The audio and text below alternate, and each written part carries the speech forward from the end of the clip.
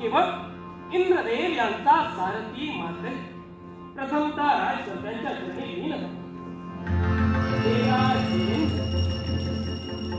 शमी पुत्र मात्र आपल्या उज्जैन पवित्र चरणी नतमस्तक.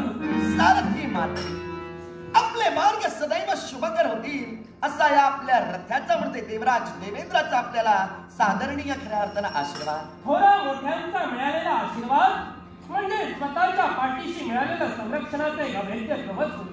तुमच्या आशीर्वादाखाली आम्हाला मिळालं, आता आम्हाला कशाची भीती नाही. मातली आश्चर्य वाटलं. तुमची अनाऊर उपस्थिती या देव दरबारी आम्ही पाहिली. आलात मन समाधानी झालं, पण मनात निर्माण झालेलं समाधान काही क्षणापूर्णच राहिलं. याचं मुळात असणारं कारण ज्यावेळी असुरांचं आक्रमण या देव दरबारी होणार याची चाहूल चांदली या देवराज देवेंद्राला लागते ना, त्यावेळी रणनीती ठरविण्यासाठी आणि युद्धात तुमचं मोलाचं सहकार्य आम्हाला लाभावं यासाठी नित्यशः आमचा संदेश तुमच्यापर्यंत पोहोचता होता आणि तदनंतर तुम्ही आमच्या भेटीसाठी येता. मग आज तर आमचा कोणताही संदेश तुमच्यापर्यंत पोहोचता झाला नाही. असं असताना या देवदरबारी आलात, सहज की मुद्दा? आम्ही आलो ते मुद्दामच आहे. काय कारण जरी आपण रथी असताही आपला सारथी असतो, तरी आमच्या कुटुंबाची पूर्णतः जबाबदारी आपण आपल्या संधी घेतली नव्हे तर हे सारं विश्व आपल्या आत्मेनं चालतं. आणि म्हणूनच आम्ही आमच्या कुटुंबात एक महत्वाचा निर्णय घेतला आणि तो निर्णय तुमच्या कामी घालावा म्हणून या इंद्र दरबारी आमचा आगमन झालं. सारथी मात्र कुटुंब वत्सल घराण्याचे कर्तबगारी नेतृत्व म्हणून आजपर्यंत तुम्ही तुमच्या परिवाराचा योग्य तो विचार केला. सारथी मातरी शमीक महंत आणि तपस्वी मातांच्या कुशीकुलात आपला जन्म एवढंच नव्हे तर सुधर्म यांच्याशी आपला विवाह झाला. गोमुख आणि गुणदिशेच्या 2 अपत्यांना आपण जन्म दिला, पण त्यांचे गुणी जरी पिता असलात ना तरी तुमचा रथिया आजपर्यंत युद्धात तुम्ही जे मला सहकार्य केला त्या सहकार्याची जाण ठेवून आम्ही सुद्धा तुमच्या कुटुंबात मुलाचा वाटा आजपर्यंत उचलला. मग असं असताना आज तुमच्या कुटुंबाची खऱ्या अर्थानं विचारणा करण्यासाठी प्रत्येकाला आश्चर्य म्हटलं काय? या शब्दांची अपेक्षा तुमच्याकडे आम्हाला, कारण आम्ही आमच्या कुटुंबात महत्वाचा निर्णय घेतला तो कोणता असेल. माझी बाळ म्हणजे गुणकेशी. या माझ्या बाळेचे हात मला पिवळे करायचे. या माझ्या बाळेचा मातली आनंदाची गोष्ट. गुणकेशींचा विवाह करावाही मनात इच्छा निर्माण झाली. देवराज देवेंद्रांना शब्द आपल्या बाळ गुणकेशींच्या विवाहासाठी त्याचे सहकार्य माझ्याकडून अपेक्षित असेल.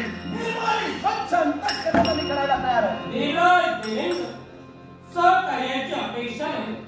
अपेक्षा आहे ती फक्त आशीर्वादाची. अपेक्षा आहे ती फक्त अनुमोदनाची. आणि ते कोणत्या गोष्टीचं? बाळेनं आमच्या समोर एक अट केली. मी विवाह करेन, पण देवतातील घटक वगळता किंबहुना या देवतातील एकाही व्यक्तीला न वरता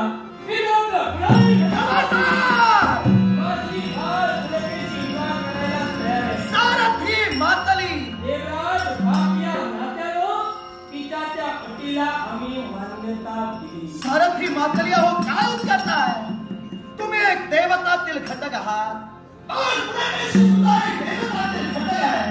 मग असं असताना गुणकेशीच्या मनात इच्छा निर्माण झाली की देवतातील कोणत्याही घटकाशी लग्न करणार नाही. देव घटक बघून इतरत्र मी कुणाशी लग्न करेन?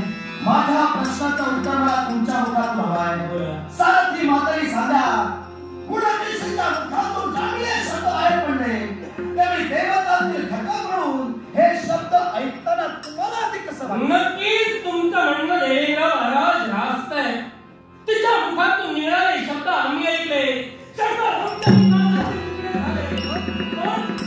एका कन्येच्या हट्टापुढे, एका बाळेच्या हट्टापुढे बापाला हात टेकावे लागले आणि कन्येच्या सुखासाठी आणि कन्येच्या हितासाठी आम्हाला तिचा निर्णय मान्य करावा लागला. मग सारथी मातली कन्येच्या हितात आणि कन्येच्या सुखासाठीचा निर्णय जर तुम्ही मान्य केला तर देवराज देवेंद्र देवतांचा राजा आपल्याला सांगतोय, माझ्या मनाची सद्भावना, माझ्या मनाचा दृढ निर्धार, देवतांतील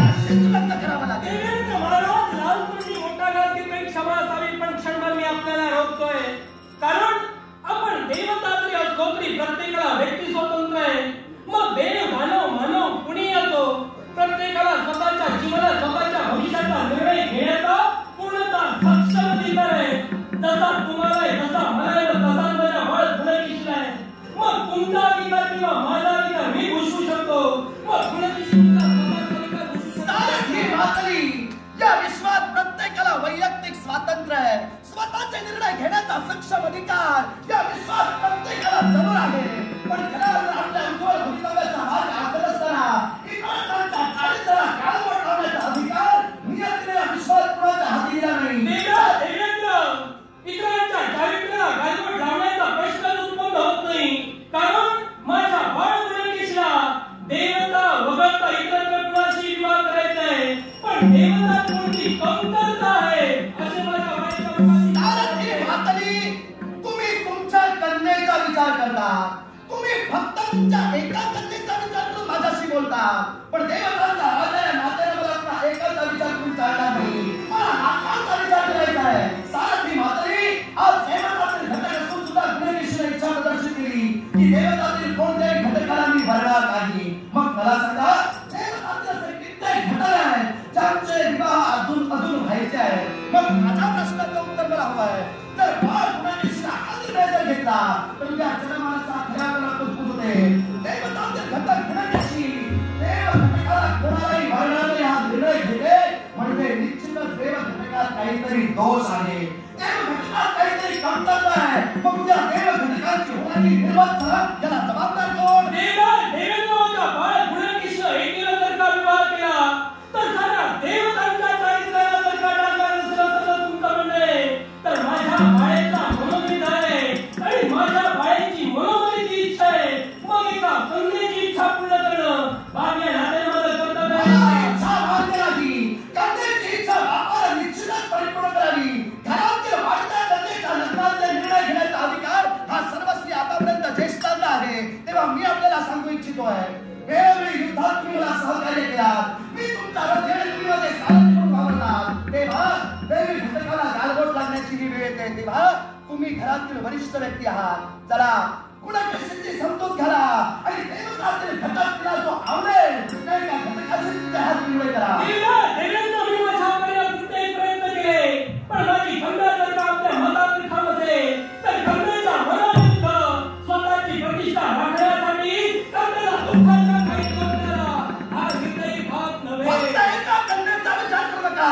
तुम्ही एका कन्येचा विचार करून एका कन्येला दुःखाच्या घरी कोणत्याने जर भाग नसाल तर मी सुद्धा खऱ्या अर्थाने देवतांचा राजा आहे, समस्त देवतांचा मी बाप आहे. मग इतरांच्या देवतांच्या चारित्र्याला लागणारे गालबोट मी सुद्धा सहन करू शकत नाही. देवेंद्र, आतापर्यंत वेळोवेळी पदोपदी क्षणोक्षणी तुम्हाला सहाय्य केलं, सहकार्य केलं, प्रत्येक वेळी युद्धाच्या ठिकाणी तुमचा सारथी म्हणून मी काम केलं, पण ते जर का मी तुम्हाला सहाय्य केलं आणि आज माझ्यामध्ये जर का वेळ नसेल आणि तुमचं सहकार्य जर का मिळत नसेल, नाही गरज मला तुमच्या सारथी मातली खबरदार. तुमच्या हातात धुडकारून हा मातली स्वतःच्या कन्येचा विवाह नक्की. मातली थांबा. देवराज देवेंद्राचे शब्द वाऱ्यावरचे वाटले की काय? एका तुमच्या कन्येच्या इच्छेसाठी देवराज देवेंद्राची आज्ञा तुम्ही पाहिजे तुम्ही मान्य करतोय मी. आजपर्यंत युद्धात तुम्ही मला सहकार्य केलात, पण तुम्हाला सुद्धा सहकार्य मी केलेलं आहे. तुमच्याकडे उपकार देवराज देवेंद्राने केले त्या उपकाराची जाण ठेवा. याला कारण आहे, मी बोलतो ते स्पष्ट करून दाखवण्याची माझ्यात हिंमत ठेवतो. सारथी मातली, तुमचा आधी जो जन्म झाला ना, या तुमच्या जन्माला देवराज देवेंद्र कारणीभूत आहे. याचं मुळात असणारं कारण अंतक नावाच्या दैत्यानं देवतांवर आक्रमण केलं होतं. अंतक नावाच्या दैत्याशी संघर्ष करत असताना देवराज देवेंद्राला पराजय पत्करावा लागला आणि म्हणूनच खऱ्या अंधकाचा सेवक हवा या मनोध्येयानं मी एक युक्ती सुचविली. ती युक्ती कोणती असेल तर माझ्या हाती असणारं वज्र, या वज्राचा आघात या मेदिनीवर धरणी मातेवर मी केला, त्यावेळी भूमीचा कंप झाला म्हणजे भूकंप झाला. या भूकंपात खऱ्या अर्थानं क्षमिक महत्व म्हणजे तुमची पितृ देवता यानं विश्व निर्मितीचा सिद्धांत आखला. भूकंप होत असताना, भूमीचे दोन तुकडे होत असताना जर भूमीच्या एका बाजूला एखादी वस्तू किंवा एखादी व्यक्ती उभी असेल तर त्याची हुबेहूब प्रतिकृती ही दुसऱ्या बाजूला उमटते. हा विश्व निर्मितीचा सिद्धांत होता आणि तो सिद्धांत सत्य की असत्य पाहण्यासाठी शमीक महंतांनी भूमीच्या एका बाजूला आपला पुत्र म्हणजे जंब तुझा भाऊ या जंबाला ठेवलं आणि खऱ्या अर्थानं त्याची हुबेहूब प्रतिकृती दुसऱ्या बाजूला उमटली ती म्हणजे मातली तू. तेव्हा मी खऱ्या अर्थानं भूमीवर आघात केला वज्राचा, तेव्हा तुझी निर्मिती झाली. आणि तुझी निर्मिती होता क्षणी गंधर्वांनी तुला पहिल्यांदा पाहिलं. गंधर्वांनी पाहता क्षणी हा बालक सामान्य नव्हे, हा बालक अद्वितीय आहे. म्हणून देवगुरु बृहस्पतींना तुझ्यापर्यंत पाठवण्यात आलं. देवगुरु बृहस्पतीने तुझ्या अंगात असणारे उज्जवल गुण ओळखले आणि देवराज देवेंद्राला यादी रत्नवता, देवराज देवेंद्राला विश्वकर्म्यांच्या प्रेरणेतून एक अजिंक्य रथ बहाल केला गेला. त्या रथाचे बागदोरे तुझ्या हाती दिले. तेव्हापासून माझा सारथी म्हणून तुला विश्वाचा विचार झाला. मातली, अरे तुझी ओळख जी तू निर्माण केली ती ओळखच माझ्यामुळे निर्माण झाली. आणि आता माझे शब्द पायदळी तुझा देवेंद्र हे म्हणे तुम्ही माझ्यावर उपकार केला, पण मी हे उपकार मानतच नाही. कारण ज्यावेळी माझ्या पितृदेवतेनं माझ्या बंधूला म्हणजे जंबाला शाप दिला, एक जांबा नावाचा दगड होऊन पडशील, त्यावेळी माझी माझा कोणताही अपराध नसताना त्यात माझ्या भौरायानं या माताला शाप दिला, भूतलावर हरभरा होऊन पडशील. मग तुम्ही जर का माझे उपकार करते होता त्यावेळी का वाचलेला नाही मला? तुमच्या आता हे घरातील वाद झाले. तुझा बंधू तुला शाप देतोय, तुझ्या बंधूला तुझा बाप शाप देतोय. मग यात मी येऊन तुला काय वाचवायला हवं होतं? आता त्या शापानुसार तू हरभरा होणारच आहेस. पण मी तुला सांगतोय माझे शब्द जर आता पायदळी तुडविलेस तर हरभरा होण्याचा शाप सत्य होण्यापूर्वीच माझ्याकडून मृत्युमुखी पडशील. तेव्हा मी तुला सांगतोय या विश्वाच्या पाठीवर देवराज देवेंद्राचं स्वरूप काय आहे सारथी मात्र याला नव्यानं सांगण्याची गरज नाही. देवतांचा इंद्रपद हे 14 मनवंतरांपर्यंत अढळ आणि शाश्वत आहे. स्वयंभू म्हणू, स्वराचित म्हणू, उत्तम म्हणू, तामस म्हणू, रैवत म्हणू, चाक्षुष म्हणू, सावर्णी म्हणू, धर्म सावर्णी म्हणू, रुद्र सावर्णी म्हणू, दक्ष सावर्णी म्हणू, देव सावर्णी म्हणू, वैवस्वत म्हणू आणि खऱ्यापणे इंद्र सावर्णी म्हणू, ही 14 मनवंतर या 14 मनवंतरापर्यंत हे इंद्रपद देवतांना गरजेचं आहे. त्यातील या वैवस्वत मनवंतराचं अधिपत्य माझ्याकडे दिलेलं आहे. तेव्हा जास्त बोलशील आणि माझी आज्ञा जर पायदळी पुरविशील तर उद्या मला हवा तो हुसना सारखी वगैरे तुला घरी बसू. देवराज देवेंद्र जसा वारा येईल तसं पाठ फिरवण्याचं कर्तव्य पूर्ण कर. शापाचा उत्तम ज्यावेळी माताला उपस्थित केला क्षणात तुमच्या मुखातून शब्द बाहेर पडले. हा तुमचा घरातला विषय झाला. तुम्ही एकामेकाला शाप देता, शाप देताना आमच्या घरातला विषय होता. मग लग्न काय मी आता जगातलं लावत नाहीये, माझ्या घरातलंच लावतोय. सामका हा विषय माझा आहे. राहता नाही दुसरी गोष्ट तर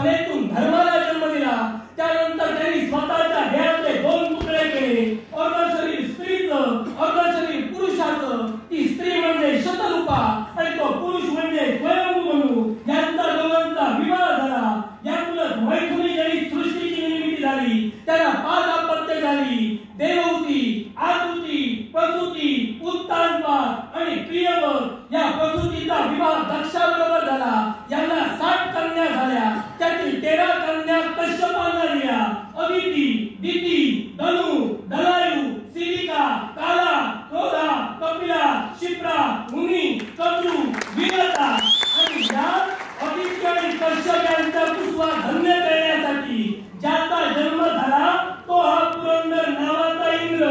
तू नंतर आहे, विश्व तुझ्या आधीपासून चालू आहे.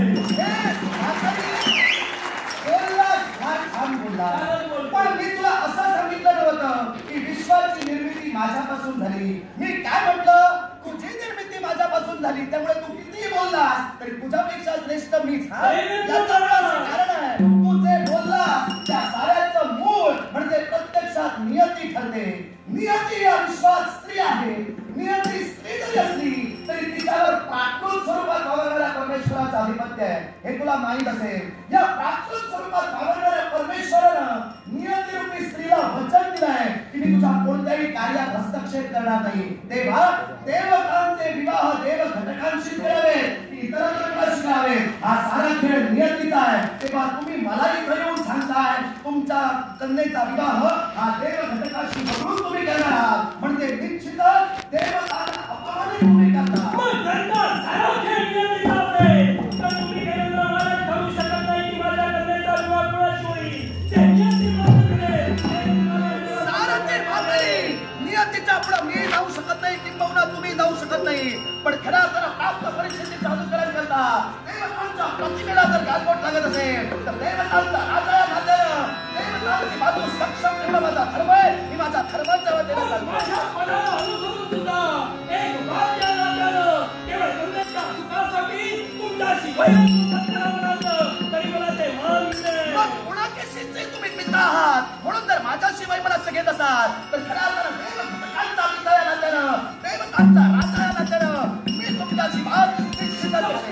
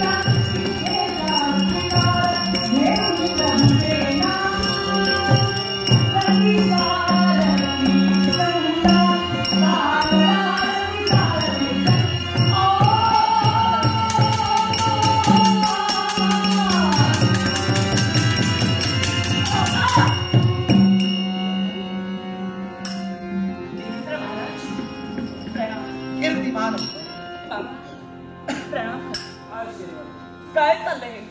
रथी सारथी संग्राम चालू आहे. एका मताने एका विचाराला चालणारे रथी आणि सारथी यांचा महासंग्राम करावा. काय असं घडलं जेणेकरून तुम्हाला द्वंद्व करावं लागतं? बाळ पुणकेशी, तुझ्या मुखातून निघणारे लाघवी शब्द माझ्या मनाला मोहिनी करताय. पण तो रथी सारथी संग्राम सुरू झाला. तो बाळ पुणकेशी हा रथी सारथी संग्राम तुझ्यासाठी सुरू झाला. म्हणजे आज जो केवळ तुमचा संघर्ष सुरू आहे तो केवळ माझ्यामुळे तुझ्यासाठी. काय असं घडलं जेणेकरून तुम्हाला संघर्ष करावा लागला? बाळ पुणकेशी, तुझ्या पित्यानं तुझी एक अट आमच्या समोर प्रदर्शित केली. ती अट देवतांचा राजा या नात्यानं माझ्या मनाला रुचली नाही. ती अट म्हणजे तुझ्या मुखातून म्हणे शब्द बाहेर पडले की तू विवाह करणार आहेस, पण देवतातील एकाही घटकाशी तू विवाहबद्ध होणार नाहीस. देव घटक वगळून इतरत्र कुणाशी तू विवाह करेल. सत्य आहे का? महाराज, बाबांच्या मुखातून निघालेला एक शब्द सत्य आहे. मग ज्या की माझ्या बाबांनी विचार आपल्यासमोर प्रदर्शित केला आणि तुमच्यात द्वंद्व निर्माण झालं, अर्थात माझा विचार श्रेष्ठ आहे हे आपलं जाणा. बाळ पुणकेशी, विचार तुझा श्रेष्ठ आहे मी नाही म्हणणार नाही, पण हा तुझा श्रेष्ठ विचार जर श्रेष्ठांच्या अनुमतीने घेतला असतास तर तो अधिक श्रेष्ठ बनला असता का? व्यक्ती स्वातंत्र्य आहे, चालू आहे. आणि त्या स्वातंत्र्याचा विचार करून माझा जोडीदार कोण निघाला, माझा जीवनासाठी कोण निघाला, हा माझा वैयक्तिक प्रश्न आहे. बाळ पुणकेशी, तुझा खेळाडूला जीवनाचा साथीदार कोण असावा हा सर्वस्वी निर्णय तुझा तुला संसार टाकायचा आहे. पण या तुझ्या इच्छेच्या विरोधात देवराज देवेंद्र उभा राहिला याच्या मुळाशी कारण ठरलं. आणि ते कारण कोणतं असेल तर गुणकेशी तुझ्या मुखातून निघणारे शब्द की देवतातून कोणत्याही घटकाला जोडणार नाही सांग. उद्या जनमानसात जर कुजबूज उठली, जनमानसात जर वेगळे पडसाद उमटले, देवतातील घटक असून सुद्धा गुणकेशी देव घटकांना वरणार नाही म्हणजे देवतात काहीतरी दोष आहे की काय, काहीतरी कमतरता आहे की काय. मग उद्या देवतांची बाजू सक्षम धरून चालणारा देवराज देवेंद्र जनमानसात उमटणारे पडसाद याला काय म्हणून तोडले.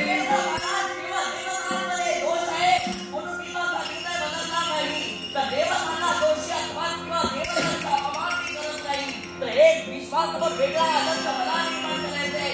याच्यापूर्वी कदाचित देवतांचे संबंध नवीन देवतांचे लग्न झाले आहे, पण मला ते लग्न करायचं आहे ते देव तो बघितलं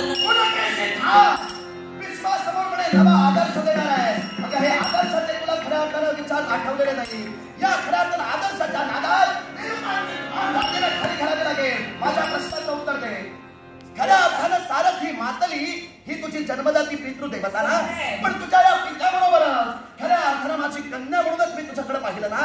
मग हा तुझा पिता मानलेला असेल का, तुझ्या खऱ्या अर्थानं अनैताचा विचार केलेला का. माझ्या प्रश्नाचं मला उत्तर व्हाय गुणकेशी मला सांग. देवतातील घटक तुम्ही असल्या कारणानं देवराज देवेंद्रने तुम्हाला अमृतपानाचा अधिकार बहाल करून दिला. मग सारथी मातली यांच्या बरोबर तू हे अमृत प्राशन केलेलं आहेस. मग उद्या देवतातील घटक सोडून इतरत्र सृष्टीतील घटक हे अमृता वाचून आहेत म्हणजे त्यांना कधी ना कधीतरी मृत्यू या शाश्वत सत्याला सामोरं जावंच लागेल. देवतातील घटक आपण असल्या कारणानं आम्हाला मृत्यू नाही म्हणण्यापेक्षा आमच्या मृत्यूची किंवा आमच्या अस्तित्व संपुष्टतेचा कालावधी हा बराच दूरवरचा आहे. मग उद्या देव घटक जर तू बदलून विवाह केलास तो कुणाशी कर. मग त्याच्याशी विवाहबद्ध झाल्यानंतर मृत्यू या शाश्वत सत्याला तुझ्या होणाऱ्या सौभाग्य धनाला सामोरं जावं लागणार. मग सौभाग्य धनाला तुझ्या मृत्यू या शाश्वत सत्याला सामोरं जावं लागल्यानंतर तुला पांढरं फटफटीत कपाळ घेऊन विधवा म्हणून या विश्वात जगावं लागणार. मान्य आहे का.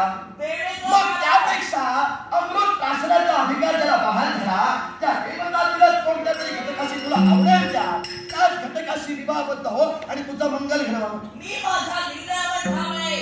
मला एका दिवसाचं सौभाग्य मिळालं तरी हरकत नाही, पण यामध्ये देखील उपाय मी तुम्हाला सुचवू इच्छिते.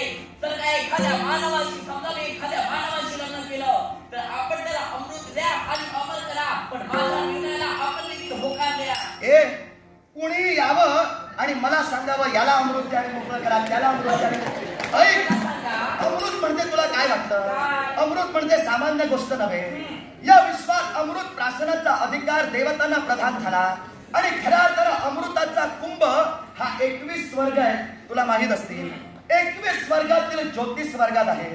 आता हे 21 वर्ग कोणते.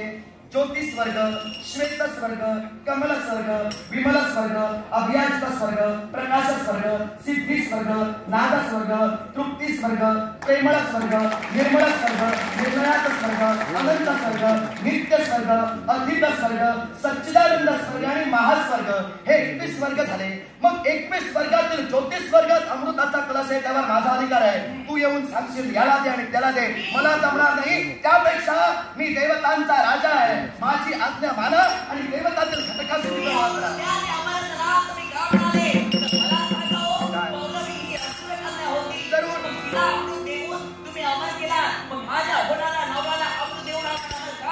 तिला अमर केल्याच्या मुळाशी कारण होतं पौलवी माझी पत्नी. तिच्या बाबतीत म्हणजे आता माझ्या कुटुंबापर्यंत तू आलीस. माझी तिला अमृत दिल्याच्या मुळाशी कारण आहे. माझा असा निर्धार नव्हता की दानव कुलाशी मी लग्नच करणार नाही. तिच्याशी विवाह मला का करावा लागला याच्या मुळाशी कारण आहे. ते कारण कधीतरी बापाला विचार आणि नंतर मला सांग.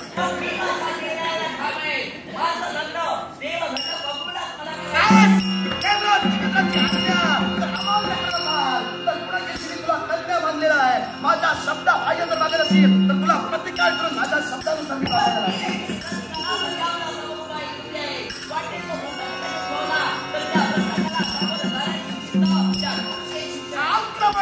आव्हान देतो. देवाचा द्वारा पुढे नको भेदभाव. देवाचा द्वारा पुढे देवाचा द्वारा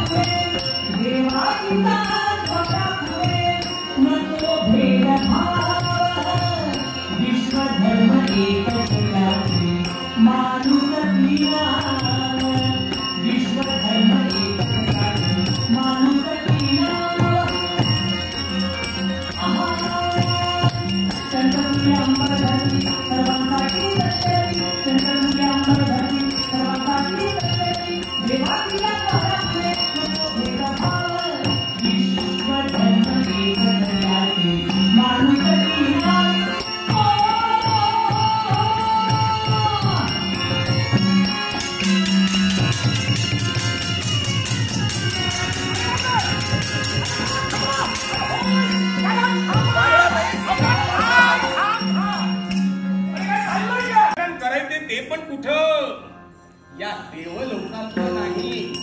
म्हणजे हे स्वर्ग तर हे स्वर्गलोक सोडून राहत राहिलं ते म्हणजे काय? एक म्हणजे मृत्यूलोक आणि दुसरं म्हणजे पाताळ. मग या दोन लोकात गेल्याशिवाय हिच्या वराची पसंती हिच्या करवी होऊच शकत नाही. तर देवर्षी नारद महाराज यावर मी एक पर्याय सुचवतो. आता राहता राहिली म्हणजे मृत्यूलोक आणि पाताळ लोक. तेव्हा बाळ गुणकेशीसाठी परत संशोधन करण्यासाठी मी आणि खरं तर आमचे सारथी मातली मृत्यूलोकाच्या ठिकाणी जाऊ. तेव्हा तुम्ही या बाळ गुणकेशीला घ्या आणि पाताळ लोकात चला.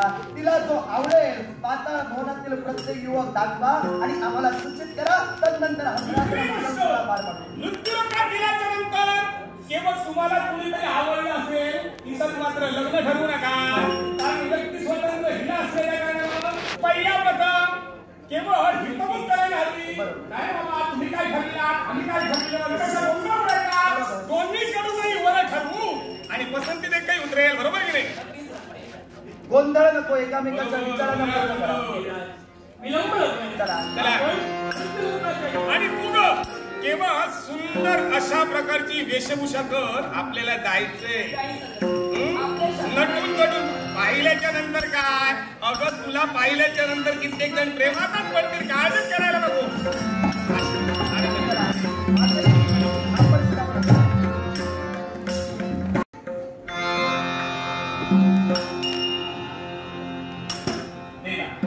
पोलिस महाराजांनी म्हटले किती घडले किती गेले बघ मारली नव्हती. त्यातून मोठा तू घेशील का?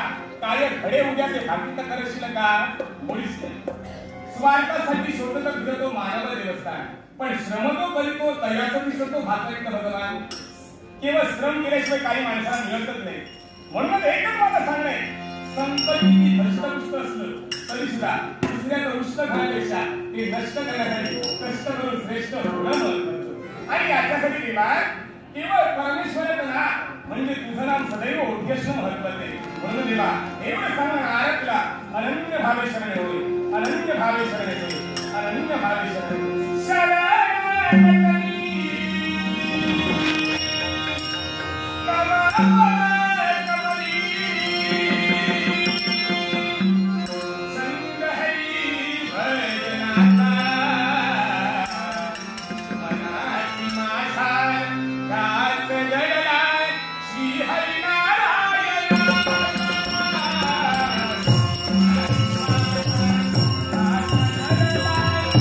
Hare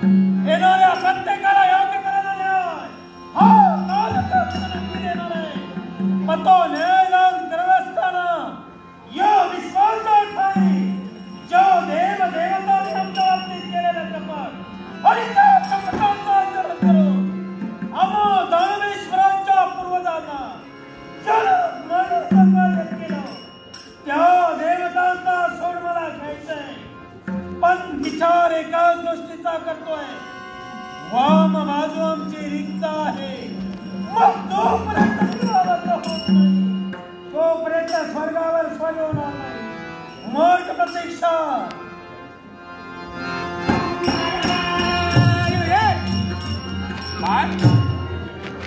हे आहे ते पाताभवन आणि या पाताभवनात आम्ही तुम्हाला आणलेलं आहे. सुंदर असं नको शिवाशीर्वाद आहे म्हटलं.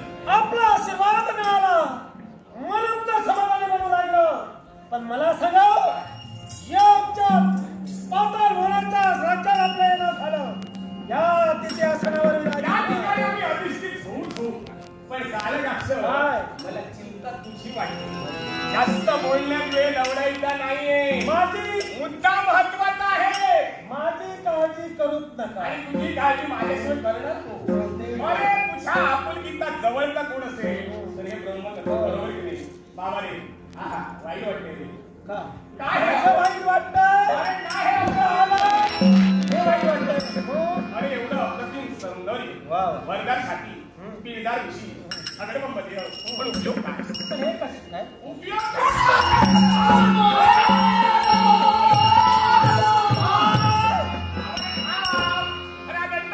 कशाला उभारतोय म्हणतेस का असं करायचं नाही.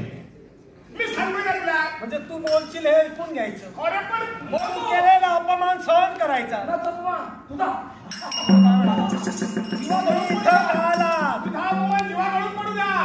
अरे एवढं सगळं मिळवलं. या पाताभवनाचा पाता सम्राट तू आहे. पण आधी करावा प्रपंच नेटका तदनंतर साधावा परमार्थ. नेमकं काय म्हणायचंय. आणि याचा पिता मी करतोय. माझ्या लग्नाची काळजी तुम्हाला का. अरे मला पेक्षा कुणाला असणार. अरे तुझ्यासाठी मधु संशोधन करून दूरपर्यंत होत माझ्यासाठी पूर्व माऊली आपण माझ्यासाठी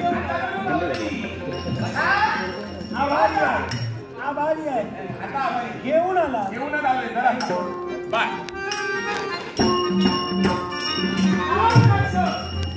या पाटा होण्याचे सम्राट वंदन करतात. किती ओळख करून देतो. इंद्र देवाचा सारथी म्हणजे मार्कली. या मार्कलीची कन्या म्हणजे गुणती. आता सरळ आणि सुस्पष्ट शब्दात तुम्हाला मी सांगतोय. अरे वेळी घेऊया देवलोकाशी म्हणजे देवतत्वाशी एकाही देवतेशी तिला लग्न करायचं नाही. लग्न करायचं म्हटलं तर कुणाशी ते मी विचारतो. तुम्ही आता चला. गरज सर्वांनी वैद्य करो हे बरं आहे. तुम्ही जा. कारण आहे हा लग्नाचा विषय. लग्न ठरविण्यासाठी एकांत महत्वाचं आहे. एवढा तुम्ही चला. तुम्ही मी तुला काय सांगतोय. हिची जड जबाबदारी माझ्यावरती आहे. ती जाणार नाही. मी कुठं म्हणाला या पाता होणार आहे. कारण बापानं देवराजानं जबाबदारी माझ्यावरती दिली. तेव्हा एक सांगून ठेवतोय. व्यक्ती स्वतंत्र असल्याच्या कारणानं एकमेकांना पसंत करा. मला हात द्या. मी इथं जाणार काळजी करू नको. या शब्दाने हाक दे. मी चुटकी शर्शी इथं उपस्थित जाते रे बाबा. आपण काही दाखवू. जास्त लांब जाऊ नका. इथं आहे का नाही. आमच्या पाताळ भवनाची शोभा पहा. तोपर्यंत आम्ही तू जीवाची शोभा करून घे.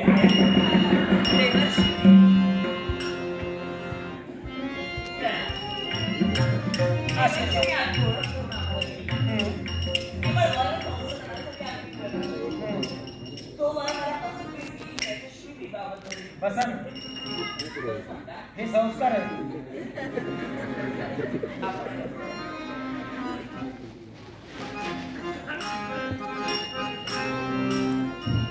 बोला. मला देव घटकाशी सोडून इतर घटकांशी मला लग्न करायचंय. विचार चांगले. विचार तुमचे चांगले आणि म्हणून तुम्ही या पाताळ भवनी आला. विचार काय.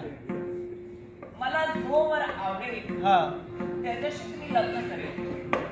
आता माझ्यापर्यंत आलात. माझ्या दरबारी आलात. तुमचं आगत स्वागत आम्ही केलं. बरं, म्हणून आम्हाला पाहण्यासाठी आला.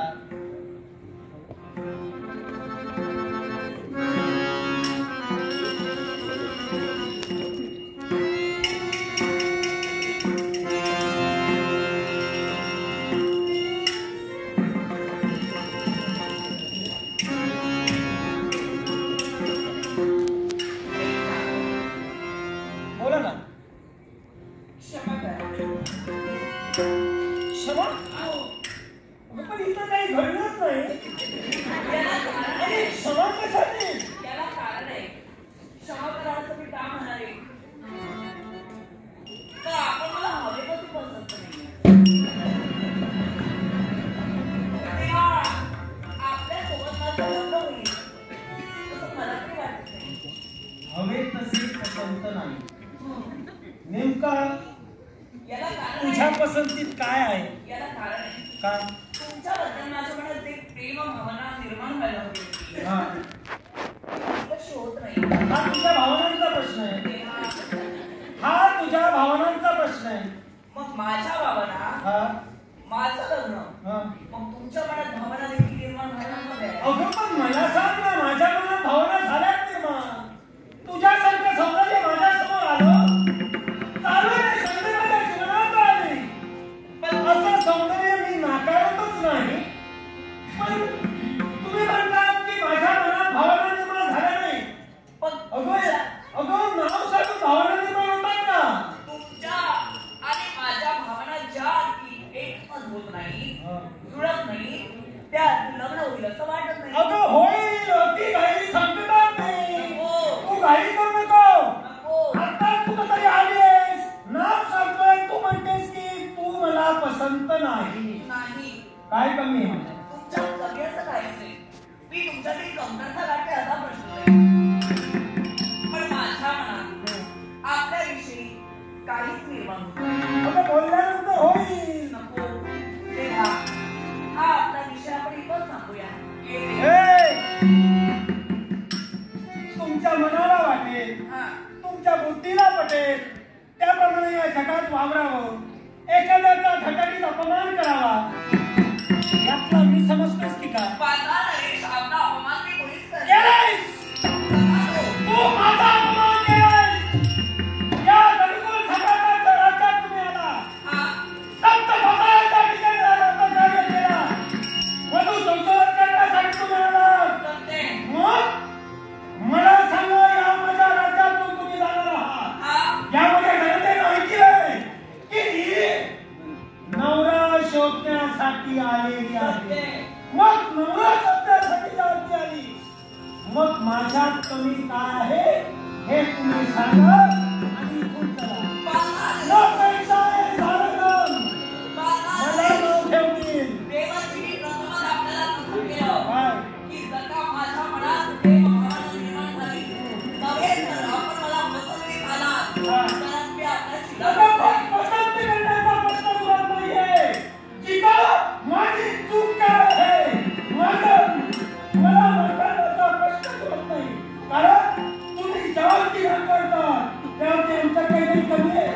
मग या जनतेला उत्तर मी काय देऊ? आपल्या जगण्याचं मी काहीच नाही, प्रथमच मी म्हणाले. पण मला सांगावं, मी आपल्याशी लग्न करावं अशी आपली इच्छा आहे ना, मग माझ्या इच्छेसाठी आपण काही करू शकता. मग मला सांगा, जर का मी तुम्हाला म्हणाले वैकुंठीच्या नारायणाची भक्ती करा, आपण कराल? मी शिवशंभूंची भक्ती करतो. शंभू महादेवांना अभिनयाचं कार्य आतापर्यंत मी केलं. हा. तू म्हणालीस वैकुंठ नाथांची मी भक्ती करावी आणि ती जर भक्ती केली तर माझ्याशी विवाहाबद्दल तू म्हणालीस. मग विवाहाबद्दल जर का माझ्याशी म्हणालीस तर तू सुद्धा एक देवतातील घटक, देवता जिंकचे सारथी महतली हा. यांची कन्या, याचा अर्थ देवतत्व तुम्हाला कळतंय. सत्य. शिवचरुदय विष्णुचरुदय शिव होय. मग मी जर शिवशंभूंना आणतोय तर काय प्रश्न होतोय? नकोय मला ते. ज्याप्रमाणे वैकुंठीच्या नारायणाची भक्ती आम्ही करत आहोत, तसंच आपणही वैकुंठीच्या नारायणाची भक्ती करावी. बायकोच्या पावलावर पाऊल टाकत जगणारा नव्हे, सत्य बाजूचे तर नक्की येईल, पण सत्याचं केवळ पुरस्कारासाठी आणि सत्य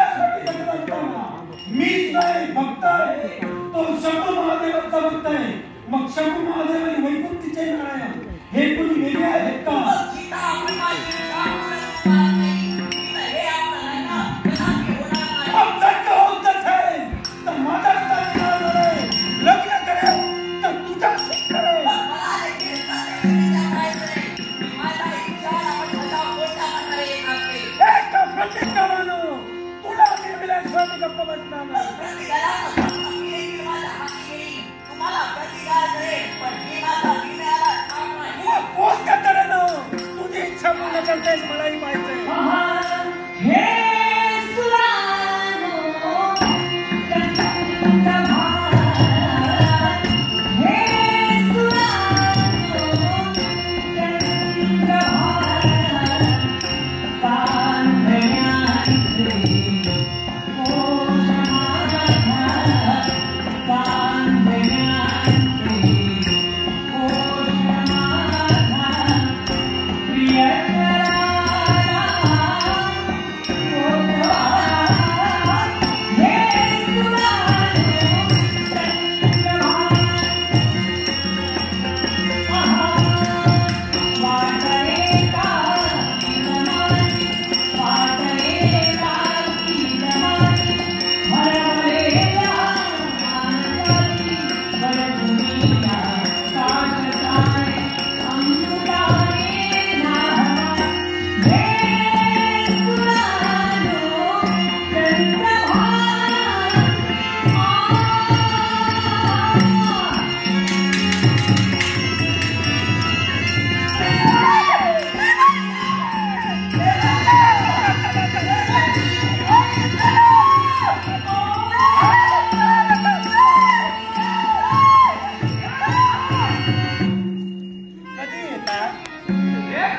काही वेळ का आहे की नाही?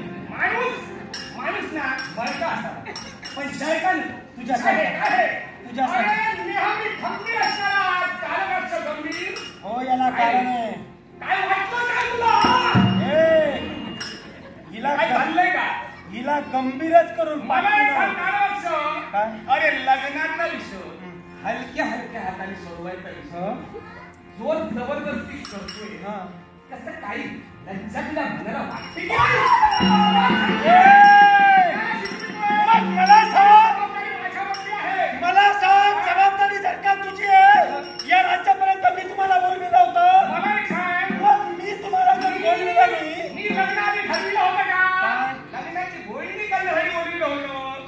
लग्नाची बोलणी करत असताना शांत एखादा वर जर पसंत नसेल, वर पसंत नसेल तर तो का पसंत नाही याचं कारण का देऊ शकत नाही? का पसंत नाही? त्यांच्या मनात जी प्रेम भावना निर्माण व्हायला हवी ती काही होत नाही. म्हणून विनाकारण केला. तुझ्या बाबतीत प्रेम भावना ह्याच्या मनात नाही. इकडे कशाला? मला सांग, काय? नाव सांगून भावना निर्माण होतात. मग काय करायला हवं? तू मला सांग, काय करायला काय? नाव सांगून भावना निर्माण होतात का? पण मला सांग, पण मग आधी हे सांग, काय? नाव सांगून भावना निर्माण होतात का? मला एक सांग, काय? भावना व्यक्त ती करणार आहे, मी करणार तिला विचार. तिला घेऊन आलास. मी तोपर्यंत वास्तविक तू थांबायला हवं का? तिच्या हस्ताला का बघतोय? काम काय? दे. ए, कुणाला शिकवितोय? ही आता हस्ताला स्पर्श केला. ही आता या पाताळातून जाणार हे नाही. मला कोण सांगतोय? मी सांगतो. माझ्या का विषय सांगतोय? नुकता तुझा उदय झाला. तुझा अस्त होण्यासारखं का ए, वाईट? ए, कुणाला? मी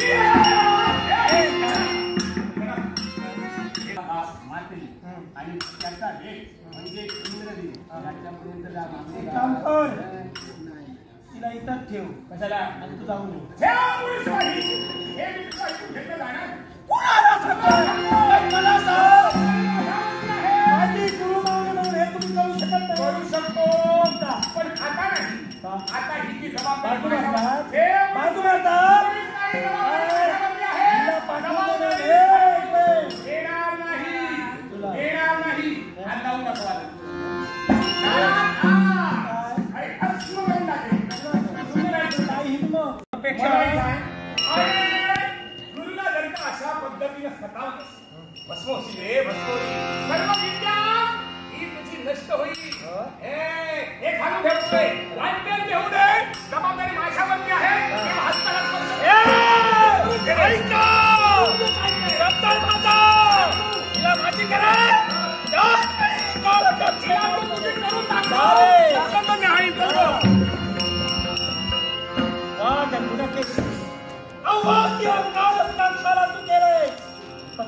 सम्राट कप्पभाषाराने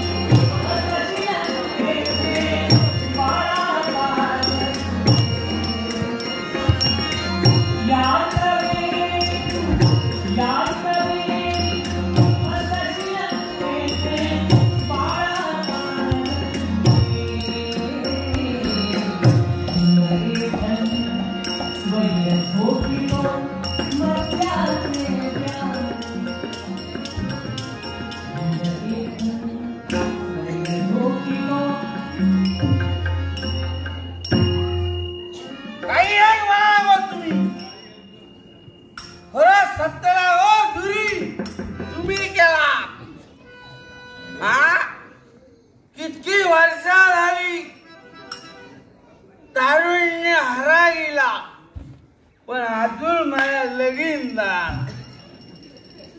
दाताला सगळं सत्यनाथ माझा या पुढाऱ्यांनी केलं.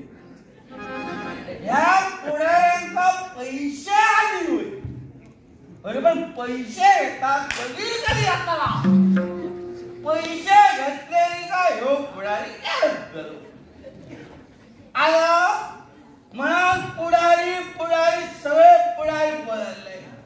दुर्यानी योग पुढारी सुधारले. म्हणालो माझी काय काळजी करू. तुझा लगीन जाताला म्हणजे जाताला नाताला म्हणजे नाताला. त्या विश्वासा अजून दिवस काढत झाला. त्यांच्यानी सांगणारी पुढारी माका आपलं घेऊन चाललो. तो पुढे मिया पाटी. तो पुढे मिया पाटी म्हणाच पुढारी काय करू. म्हटलं पुढारी गेला तर आवा पात्र येता. अरे वाचा गेलाच बंगला आहे त्या डुऱ्यात पडलो. जो तडे बाप मारता मिया विचार केलो. मिया उडी मारला तर दोघ जण मरतली. कारण माका पोहा गेला ना. अरे धावा रे अरे धावा रे म्हणाचा सगळा अंशूर हलयला. अंशुराचे पोर ऐकतो. ऐकल्या बरोबर धावलं. काय झाला काय झाला. अरे म्हटलं माझं पुढारी पडलं. ऐकला ना ऐकला केले धावत केले. एका लोळो वालो लोळो. अरे म्हटला बाबांनी वालो किती हाडला. रेडो पडलो आम्हा. अरे बाबा रेडो. अरे माझं पुढारी पडलो. म्हणाचं दोघा तिघांनी त्या डुळ्या उडी मारले. माझ्या पुढाऱ्या पांडू कसं टाकतं तसं भाई टाकत भाईलो. मी काय सांगलं बाबा आता तुला काय जमायचा नाही. आम्ही घरात जाऊ. तो पुढारी पुढचो ह्याच्याशिवाय त्याचा काय नाही म्हणाल. जायचा म्हणजे जायचा. आणि या लक्षात ठेवा म्हणाला. थंय गेल्यानंतर जितक्या खोटा बोला येईल तितक्या खोटा बोला. या म्हटला तुम्ही मुद्द्याचा बोलला, खोटा बोलात माझ्याशिवाय झाला. भोकलेच्या घराकडे गेलो.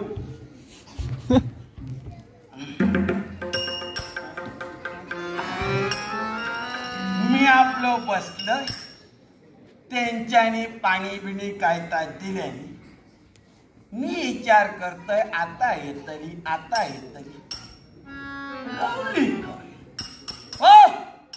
भोकले घेऊन या. तो भुतूरसून आवाजलो साडी नेसता. म्हटला मरागोळी साडी तशी झाडा झाला म्हणा तर खेपे 500 जणांनी पण पुढाऱ्याने सांगलेलं जितक्या खोटा बोला घेत आणि जितक्या मोठा बोला घेत झाला. मी आपलो असो हातवरती केलं ही माका पसरला झाला. थैसून वसन इलो माझ्या अंगात. काय तुझी म्हणाला हिंमत. त्या सगळा सोडून होकल्याच्या औषध मागायला आलं झाला. सत्यालाच झालो. केलंय त्यांच्याकडे माझ्या पायात. बंगला त्यांच्यानी माका हाडून सिमेंट सोडले. 3-4 वर्षा काय मगे जाग करू पण या माझी ठरलेला लगीन झाल्याशिवाय मरायचं.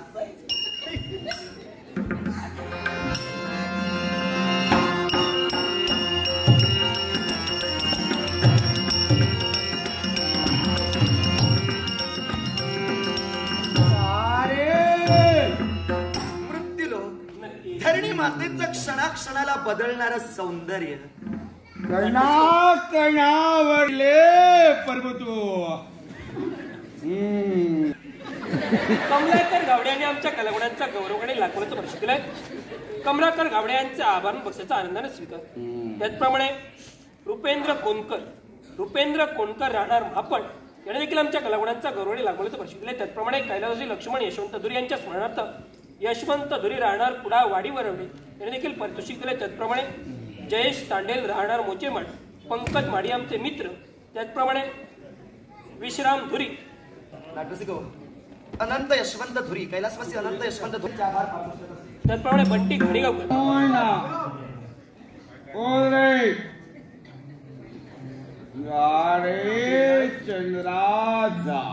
वृत्ती लोकांच्या ठिकाणी आपली पावलं वाढली. मग केवळ परत संशोधनासाठी त्याला म्हणतो.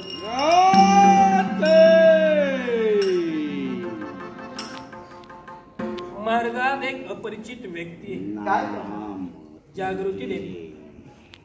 अहो उठा.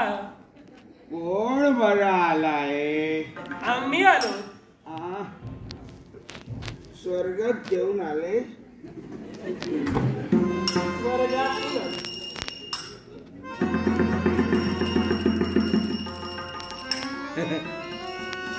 माका वाटला मियात घेणारो.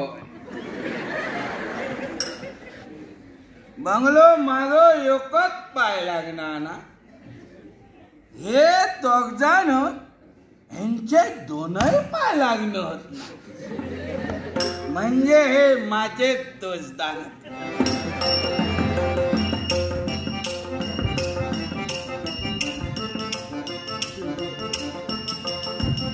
गुलाबी साडी भगवा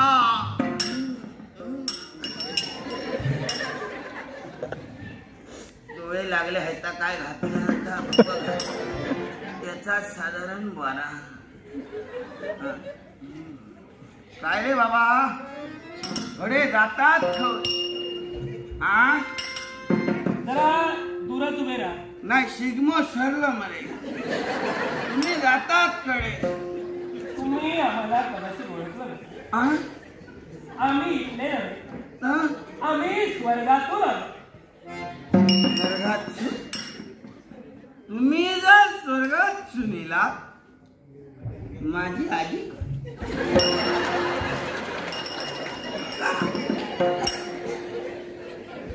सांगा माझी आजी उत्तर देत नाही.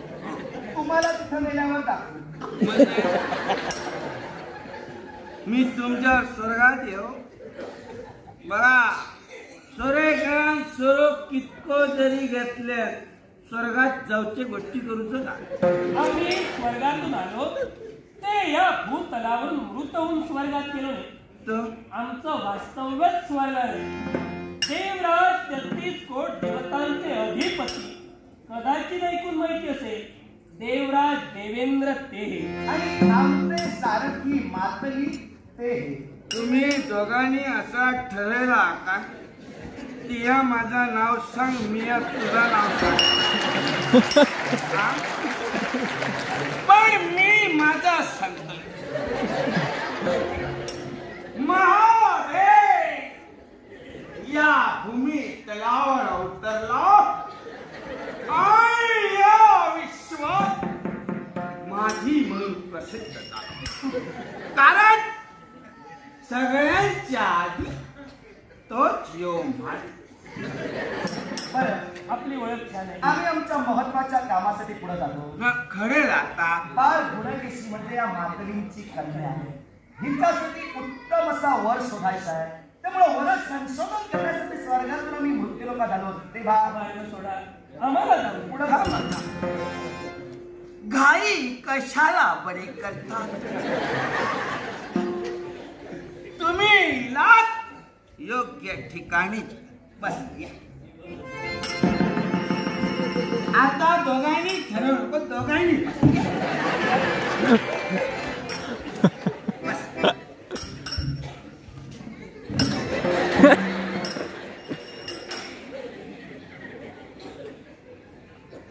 बोला, एवढा वेळ काढून हो ताप मनानं सगळा चालला. शंका निर्माण झाली. शंका निर्माण झाली. योग्य ठिकाणी आल्याचा अर्थ बरोबर. तुम्ही जाऊया शोधू गेलाय ना.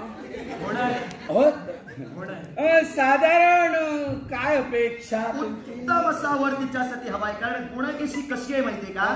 सौंदर्याचं वर्णन सांगा. गुणकेशी बाळ म्हणजे कुणी स्वर्गीय अप्सरेपेक्षा कमी नव्हे. गुलाबाच्या पाखळीप्रमाणे तिचे ओढ आहे. पांढऱ्या शुभ्र धबधब्याप्रमाणे दंतपंगती. चाफेकळी ना वळवळणाऱ्या नागिनीप्रमाणे बाळ. शांती भोया. कमनीय मान. चालायला लागली की सरपटणारी नागिन भासते. लोकांना बतावतो.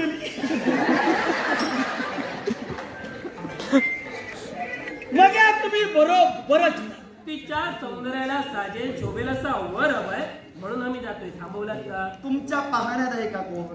होय तर तुम्ही जितक्या सगळा काय काय ता सांगला तसो आणि कदाचित त्यापेक्षा त्यापेक्षा हो. म्हणजे आपण ज्या शोधायला गेलो शोधकार्य थांबावं लागेल म्हणाले. म्हणजे पुढचं प्रवास तुमचं जाऊचं थांबला ना सगळा. अपेक्षा काय आहेत तुमचे आणखी नवऱ्या मुलग्याकडसून. अपेक्षा हो. तो फक्त सुंदर असावा. सद्गुणी असा. सद्गुणी असावा आणि निर्व्यसनी असावा. सोडलंय आजपासून सगळा सोडलंय. दुसरी गोष्ट विवाह जो होणार आहे हा. ना तो विवाह स्वर्गात होणार आहे. हा? हा. स्वर्गात आजी गेली आती या ना यांका सगळ्यांका थोडे घेऊन गेलं तर विवाहात कसली कमतरता भासणार नाही याची दक्षता देवराज देवेंद्र स्वतः घेणार आहे. मग तुम्ही काय काय करताला. काय काय करणार म्हणजे जे जे अपेक्षित असेल ते करू. या बघा तुम्ही मोठे अशात माका त्याच्याशी काय पण या बघा मी काय सांगतो. ठरावापासून 5 परतावनापर्यंत सगळं खर्च तुम्ही करा. बाकीचा काय पुढचा असा तर आम्ही बघतो. तुमचं काय म्हणणं असा. हा मान्य. मान्य आम्हा आहेत बस. वर घेऊन येतोय. पाहायला हवं.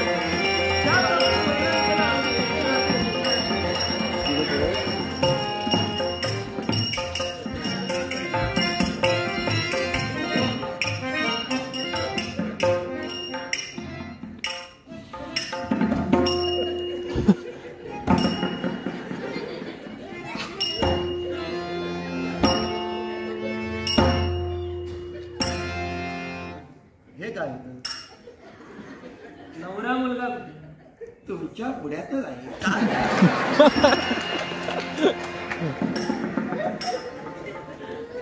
देवेंद्र महाराज नाही माका बघल्यावर सगळेच असतं.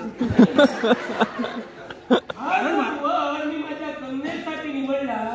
कन्या म्हणणार की देवतांशी लग्न केलं असतं तर खूप बरं झालं. तुम्ही स्वतः गुणकेशीशी विवाह करण्यास इच्छुक आहात. बरं, याचा विचार विनिमय आणि कळवण येतात नंतर. चाललात आम्ही जरी बरे संशोधनासाठी आहे तरी पूर्णतः जबाबदारी ही कुटुंबाची आहे. हे अधिकार कुटुंबाचे किंबहुना माझ्या कन्येचे. तेव्हा कन्येची पसंती महत्वाची आहे. साऱ्यांच्या विचार विनिमयाने आम्ही हा निर्णय घेऊ आणि जर समजा वाटलं की तुमच्याशी विवाह करावा तर यमधर्माचा रेडा तुम्हाला रेड्याचे गोष्टी तुम्ही माका सांगू नको. स्वर वाढवू नको. स्वर म्हणजे करतात तसा बरा बरा सांगला तोंडातून गळ्याची बाकी वाक्य लागता आणि तुम्ही काय म्हणता कुटुंब बिटुंब. मग तुम्ही किती आयला तुम्ही हाय किती फक्त वर शोधण्यासाठी. वर नको खाली जाईल मी. वर किती शोधू असो नवरो शोधून सुद्धा गावातून. तुम्हाला विवाह तुम्ही ऐका वर्णन सांगलाय फुकटची उतरवून घेतलाय. आपल्या विचारांचा आम्ही आदर करतो. नक्कीच आमच्या कन्येचा विचार घेऊ. जो काही आमचा निर्णय असेल सगळं तुम्ही तुमच्या मर्जीन करता. नवरो मुलगो मी तुम्ही तुमच्या कन्येक घेऊन या. आम्ही दोघं एकमेकांना भेटू आणि पसंती बघावं. पसंती जाऊ तर आई विषय वाढविण्यापेक्षा आपला थेट निर्णय याला सांगितलेला बरं. म्हणजे थेट म्हणजे निर्णय माझी कन्या पसंत करेल ना पसंत करेल हा नंतरचा विषय झाला. पण एक बाब या हा नवरा मुलगा माझ्या कन्येसाठी मला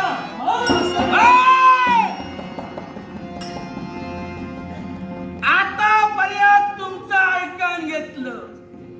काय समजतात काय तुम्ही लोक. मी काय मुंडो काय तो उचललो आणि टाकून दिलो. बाबा ऐकतली हत्यारा माझ्याकडे खूप समजलं माका सांगू नको.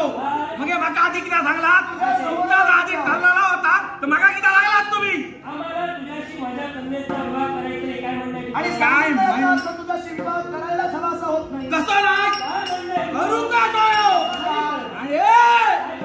माटली तुझ्या चढवासाठी टाकलंय बाटली.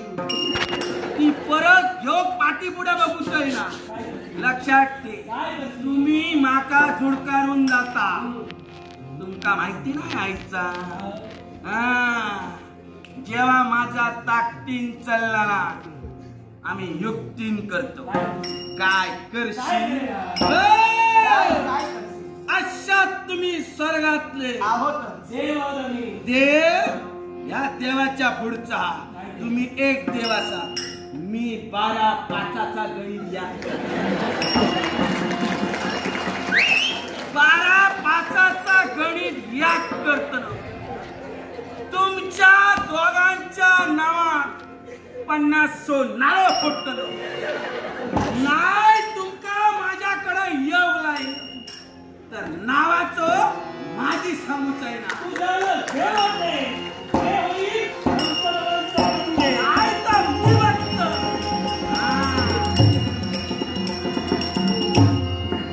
काय वाटला मी असाच करी नाही तसाच करी. हयच चालू आम्हाला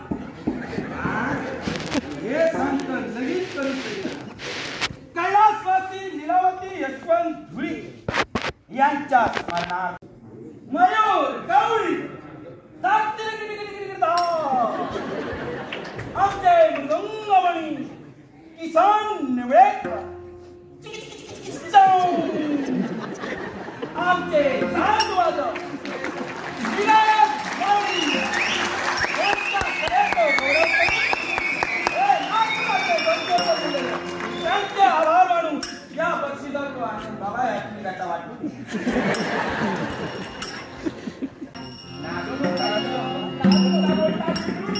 खाली गेलात पण तिथं गेलं नाही.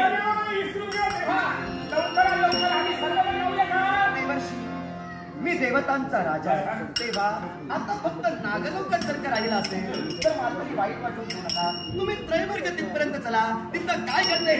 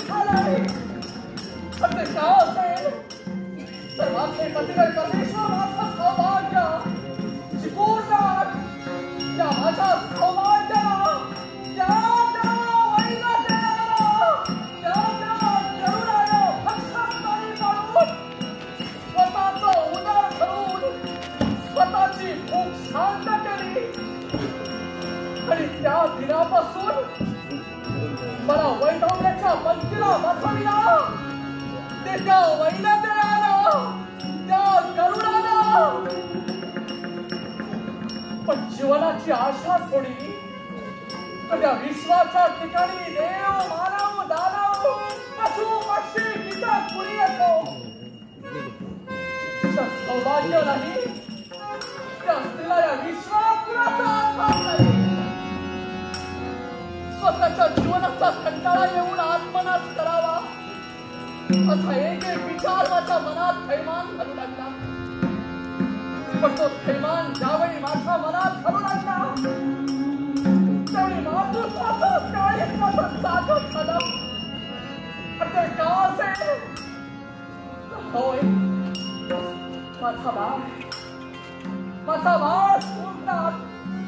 माझा बाळ सुटण्यासाठी मला स्वतःचं आयुष्य जगावंच वाटलं. पण तरी सुद्धा विचार आहे तो फक्त त्या महिन्यात याचा. पण म्हणजे बाळ एक कुणीतरी पसंत करायला काय बात आहे.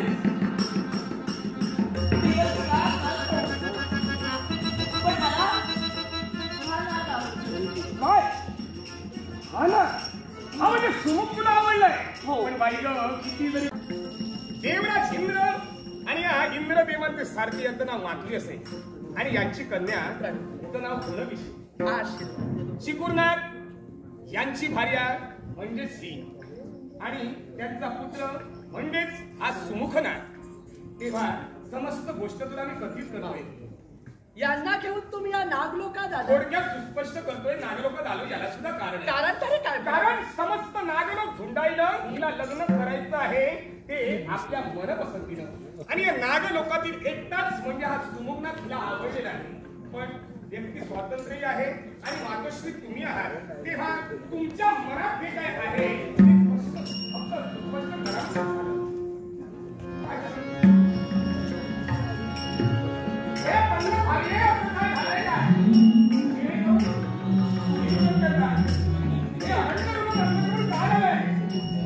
देवाशी आम्ही सांगावं अशा ती गोष्ट नाही. पण मागील जो महाभयावह प्रसंग आमच्या जीवनात घडला या प्रसंगाची कल्पना तुम्हाला आहे आणि समस्त नागलोकाला आहे. ज्याला आमचे बंधू आम्ही मानतो ते म्हणजे तो गरुड, तो वैलटेरा. एका मासापूर्वी त्यानं माझं सौभाग्य म्हणजे चिकुरनाथ त्यांना भक्षस्थानी पाडून स्वतःची भूक भागविली. आणि त्याचे शब्द होते एका मासानं पुनश्च नागलोका देऊन याला गिळंकृत करून स्वतःची भूक भागवेल. मग सांगा दिलेल्या शब्दाप्रमाणे तो पुन्हा नागलोका देईल. नाना तऱ्हेनं प्रत्येक आक्रमण करून माझ्या बाळाला भक्षस्थानी पाडण्याचा प्रयत्न करेल.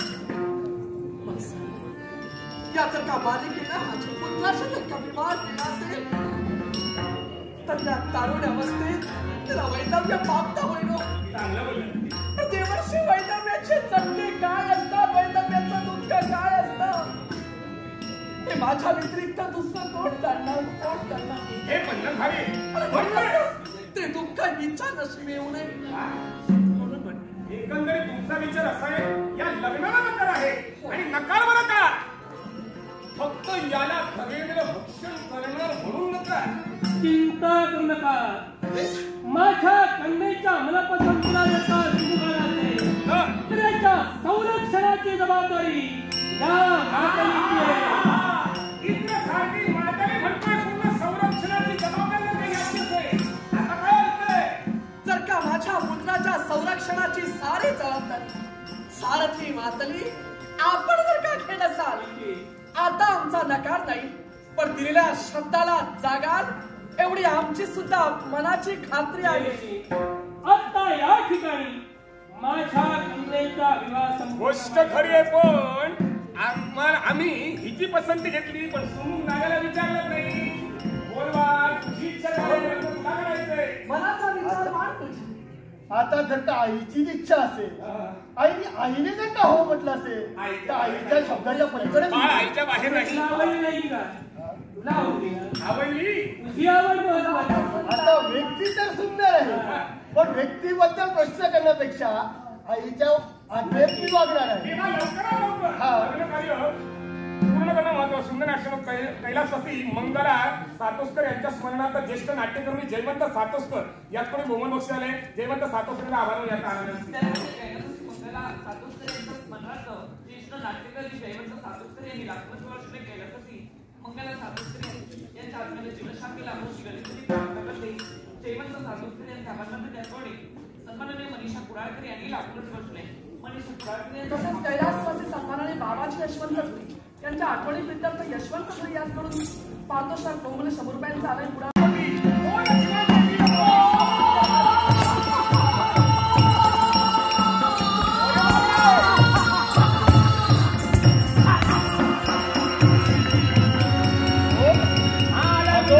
काही अर्थ नाही. गेलेलो भोगवती नगरीपर्यंत अलभ्याला अतिथी आशीर्वादा तुझे आलोक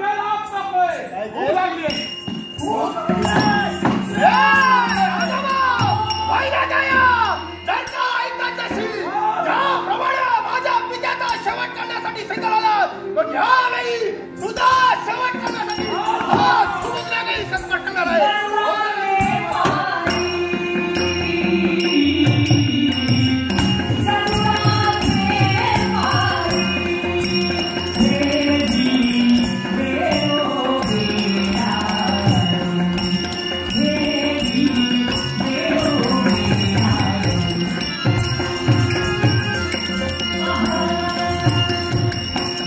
Yeah.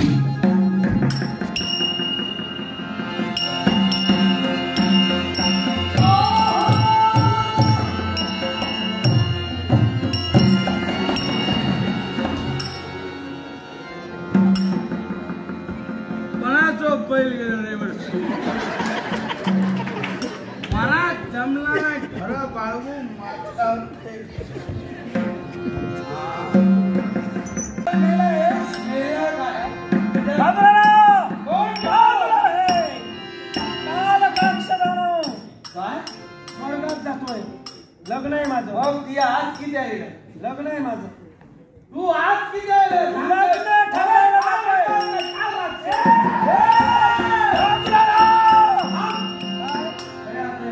स्वर्गात लग्न करायचे तू पाहता मनाकडे आणखी कोण नाही तुमचा राम. अरे म्हटल्या मी अरे रुग्णात किती वर्षा याला कारण आम्ही तिकडे जात नाही. तिकडून इकडे आले. कोण हे तुला माहित नाही. माहितीची घालावी नको. आणि नाव काय सांगलंय रे? गुणकेशी. गुणकेशी असं तुझ्या गुण माहिती नाही. माझं नव्हे, तिचं नाव गुणकेशी. तिच्या समोर कालपक्षा अशी त्या कालपक्षा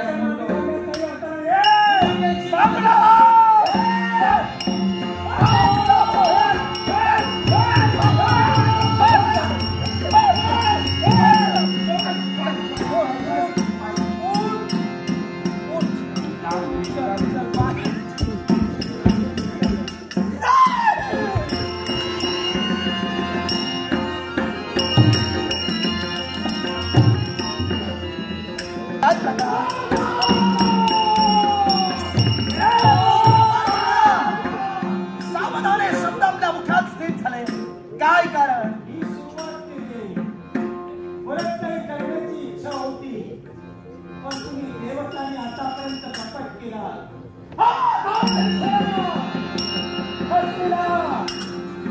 आज मी जो आलोय तो पाहुणा बनण्यासाठी. पाहुणे पण तुझा मला कधी मान्य नाही. जाती सावधाने शब्द आपल्या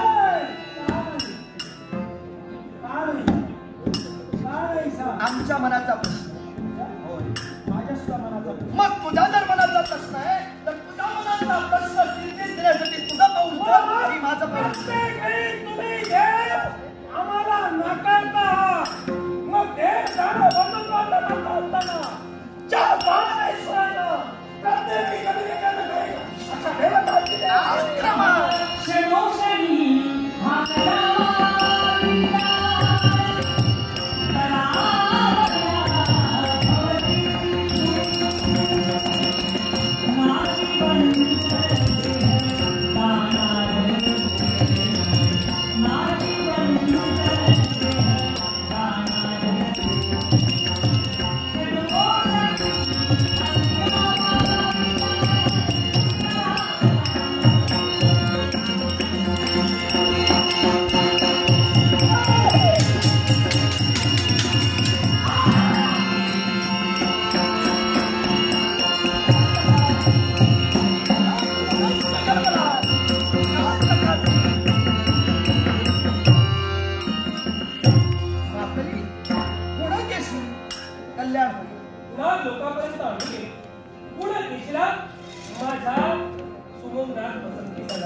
कोणाशी खेळ का? पण संकट वैल देवांच्या मागे लागलाय याला भक्षस्थानी पाडण्यासाठी एका गौरवाच्या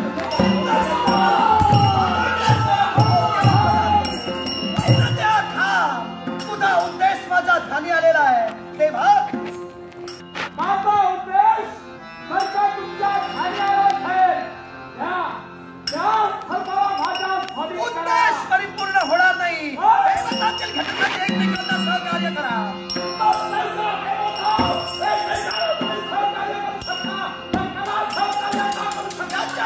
कारण आहे पुण्यदेशीला सुमोगना घाबरलेला आहे तेव्हा त्याचा वंशविस्तार वाढेपर्यंत तरी खा वंश वाढवण्यापूर्वी हा माझा भक्त थांबलाय हे तुमच्या लक्षात मी अभयदान दिलेला आहे तो जर तुझ्या तत्वासाठी झटत असेल तर मी माझ्या तत्वासाठी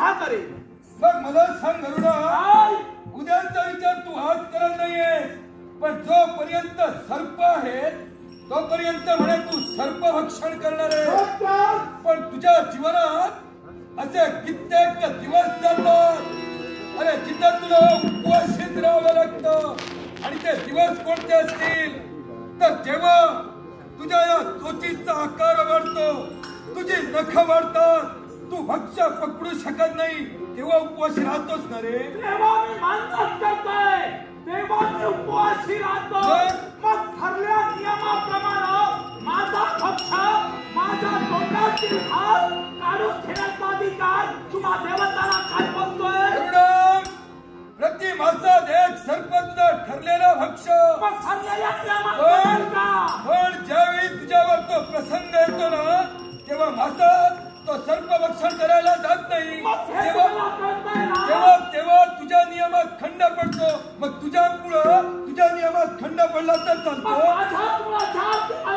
खंड पडल्यानंतर मी माझा उदरनिर्वाह करू शकतो.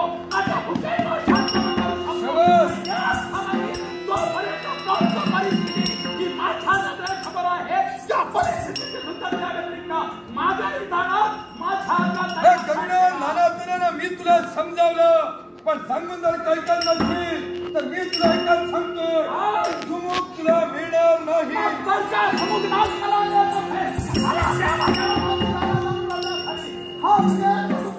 कुणाला आव्हान करतो ज्याचा विचार कर. लय करते देवाचा म्हणतात मला, आणि ती जगभक्षा घेऊन विश्वाच्या ठिकाणी लय करण्याचं कार्य माझं आहे.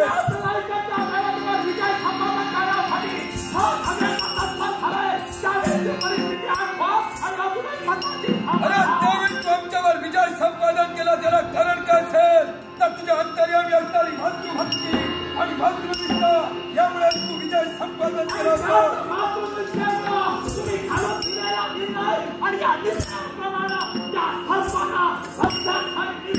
मग मला कळतं यांच्या पुढं कोणत्या तऱ्हेनं कार्य तत्पर राहून सुमुखाला तू रक्षण करतोय.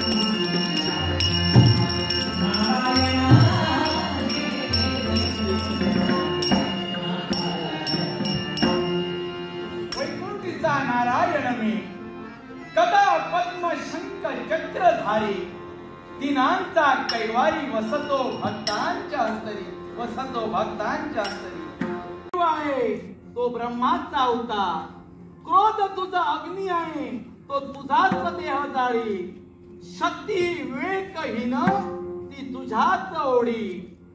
गरुडा नभात उड तू पण मन शांत ठेव, द्वेष मनात ठेवतो तो आत्मघात करतो. ज्यावेळी धर्म नाहीसा होतो अधर्म जन्माला येतो, द्वेष ज्यावेळी हरवतो त्यावेळी आत्मा उधळतो. मी म्हणते आत्मा उधळायला हवंय तर लीनता ठेव. आहे भगवंता म्हणून तुझ्या समोर लीनतेनं मागतो. आतापर्यंत लीनतेनं मागितलंस, काय बोललास? अन्य प्राणी आहेत ते स्वतःच्या जीवनात भक्षाधारी पण तेव्हा मी का बदलावा? मग माझं एक वाक्याच सांगणं आहे, मी रक्षक नसून धर्माचं आचरण करणार आहे. धर्म रक्षिता भगवंत हा परब्रह्म परमेश्वर जगताच्या आत्मंदामध्ये नाचतोय आणि अधर्म करत असेल तर माझ्याजवळ तुला जागा नाही. तुझ्याशी संघर्ष करावा आहे. प्रमाणात तेव्हा तुझा वाहन इथं उभा आहे.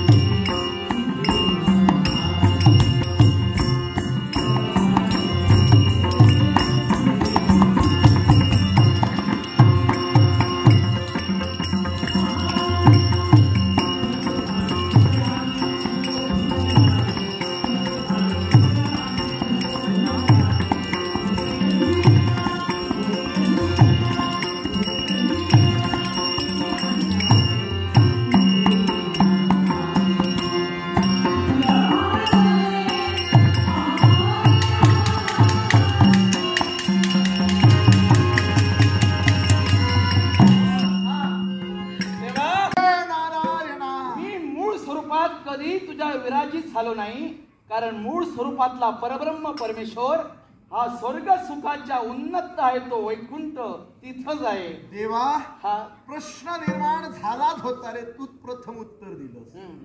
कारण तुला मी घेऊन विश्वात फिरतो, पण तुझा भार मी सहजरित्या घेऊन फिरत होतो रे. पण देवा आज तुझा भार सहन झाला नाही, याला फक्त एका डाव्या भुजेचा भार. देवा याला कारण काय असेल तर तू माझ्यावर विराजित होतो, तो पूर्णतः भार घेऊन नाही तर तो वंश रूपानं.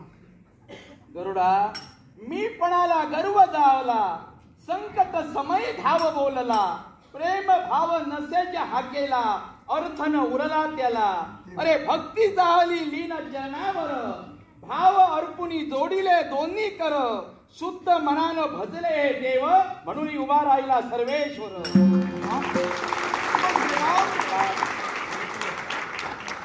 तेव्हा मग माझी एकच इच्छा आहे, अशी कोणती? माझ्या भुकेचं शांतवन झालं पाहिजे. चिंता करू नकोस, तुझ्या भुकेची शांतता मी करेन.